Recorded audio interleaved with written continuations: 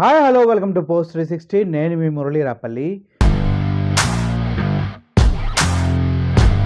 తిరుమల తిరుపతి దేవస్థానంలో ఏం జరిగినా అది క్షణాల్లో బయటకు మీడియాలో ఎలా వచ్చేస్తుంది. గతంలో కూడా ఎటువంటి దురాగతాలు, అన్యమత ప్రచారాలు ఏం జరిగినా కూడా సెకండ్స్ వ్యవధిలోనే బయటికి పెద్ద వార్తలా వచ్చేస్తూ ఉంటాయి. అయితే ఇప్పుడు జరుగుతుంది ఏంటో ఎవరికి అర్థం కావట్లేదు. ఎందుకంటే అధికార పార్టీ అధికారంలో ఉండగానే తిరుమల తిరుపతి దేవస్థానానికి అన్ని విధాలుగా సెక్యూరిటీ అన్నీ కల్పించినప్పటికి కూడా తిరుపతి పరిసర ప్రాంతాల్లోనే పబ్బులు, డిస్కోలు రన్ అవుతూ ఉన్నాయి.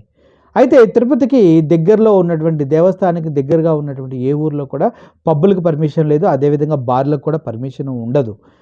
కానీ దీన్ని ఉల్లంఘిస్తూ సదరు ఒక రాజకీయ నాయకుడికి సంబంధించినటువంటి పబ్బులో, అది పగలంతా రెస్టారెంట్గా, రాత్రంతా పబ్బులో డీజే సౌండ్లతో, రకరకాల మత్తు పదార్థాలతో, మాదక ద్రవ్యాలతో అక్కడ యువత హల్చల్ చేస్తూ ఉన్నట్టుగా కొన్ని వీడియోలు బయటకు వస్తూ ఉన్నాయి.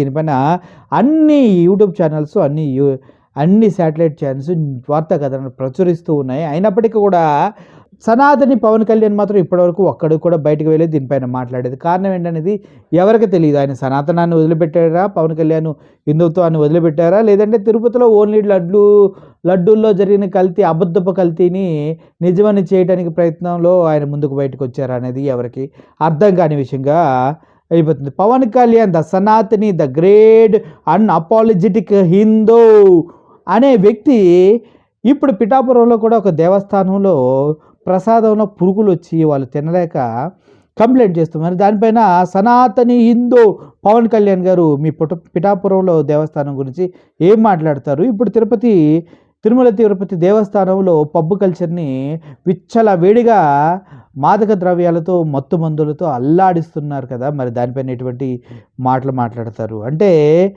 ఎక్కడో షూటింగ్లో బిజీగా ఉన్నట్టున్నారు పవన్ కళ్యాణ్ గారు. పాపం దీని మీద చర్యలు తీసుకొని మాట్లాడేటువంటి అవకాశం ఉందో లేదో అని అందరికీ డౌట్ వస్తుంది. పాపం సీజ్ ద షిప్ అన్న తర్వాత ఆ షిప్ సీజ్ కాదంటూ సెంట్రల్ గవర్నమెంట్ నువ్వెవడివరా షిప్ సీజ్ చేయడానికి, ఇది ఆఫ్రికాతో ఇండియాకున్న ఒప్పందంలో భాగంగా మేము నౌకలను పంపిస్తూ ఉన్నాం అక్కడికి, నువ్వెవరు షిప్ సీజ్ చేసి వాళ్ళకి ఆకలిని మళ్ళీ పరిచయం చేయడానికి, మా దౌత్య సంబంధాలని విరక్కొడతానికంటూ నానా చివాట్లు పెడతాం కూడా జరిగింది.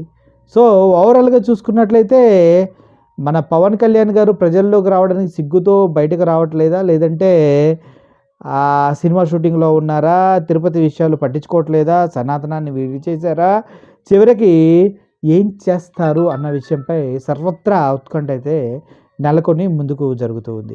చూద్దాం తిరుపతి దేవస్థానంలో పబ్బుల్ని ఇంకెన్ని పెడతారో, యువతను ఏ విధంగా ముందుకు తీసుకెళ్తారో, దేవస్థాన ప్రతిష్టను టీడీపీ గవర్నమెంట్ ఎలా కాపాడుతుందో మనం వేచి చూడాల్సిన అవసరం ఎంతైనా ఉంది. Thank you for watching this video. Murali signing off. Thank you so much.